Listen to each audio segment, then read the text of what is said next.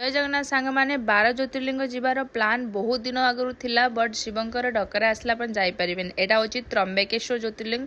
मान्यता अच्छी गौतम ऋषि को जेतबेले गोहत्यार पाप लागिला सेतबेले शिव को आराधना करथिले। शिव निजे आसथिले एवं से कहिथिले गंगा नदी को एठी बहिया पाए जोतरे गाधे कि से माने पापर सब ये करिवे। तो गंगा नदी तो नथिले गोदावरी नदी आस्ते जोटा गंगा पवित्र कहते शिव जटारू बाहर थिला। एठी ब्रह्मा विष्णु महेश्वर तीन लिंग रही। बहुत माने शांति लगिला। अर्ली मॉर्निंग आम लाइन लगे जाकि दर्शन करूँ। आम शीघ्र दर्शन टिकेट थिला जल्दी होगा। मंदिर परिसर भीतर फोटो देखी पारे बहुत शांति जगह। किस समय मंदिर रे बसिलु बसला आम ब्रेकफास्ट करी बाहरी जाइलु। आखपाख जगह नासिक रे कौन अच्छी पंचबाटिका तपोवन लक्ष्मणेश्वर टेम्पल यहाँ हूँ जो स्वप्नरेखा नाक कटाई से लक्ष्मणेश्वर टेम्पल बनाई लक्ष्मण ना आपण मैंने देखिपे।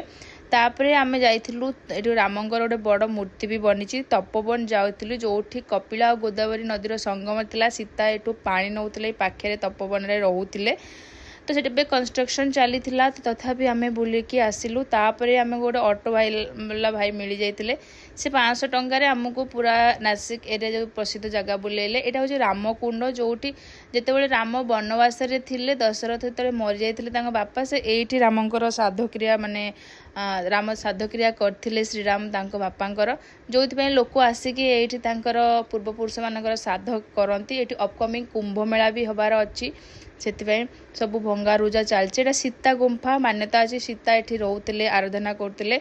तो गुंफा भितर पशिया बहुत इंटरेस्टिंग बहुत माने संकीर्ण जगह भितर बसी बसिका जावाक पड़ो। भितर पशिला राम लक्ष्मण सीता मूर्ति अच्छी आउ पुणी से मूर्ति दे क्रॉस कलापर आपण को शिवलिंग भी मिल देखिपे। केते संकीर्ण जगह माने पूरा नई नई बसी बसी जावाक पड़ुची।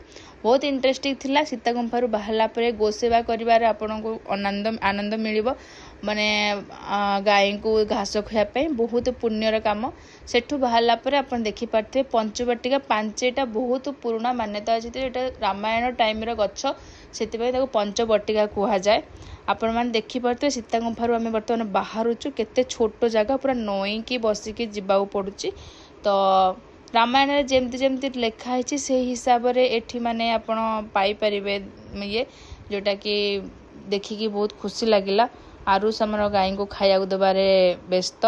तापर आम झील गाय को खाया दे बहुत खुशी। तो आमको सेठी माने 10-15 मिनट रहा पड़ला। छोट पिला ये सब जिनिस भल मजा लगे। तो तापर गो सेवा सरीगला आम जाइलु कपिलेश्वर टेम्पल जोटा कि बहुत प्रसिद्ध मंदिर नासिक एवं बहुत पुराना भी मंदिर। सेठी शिव निजे माने रही बोली मान्यता अच्छी।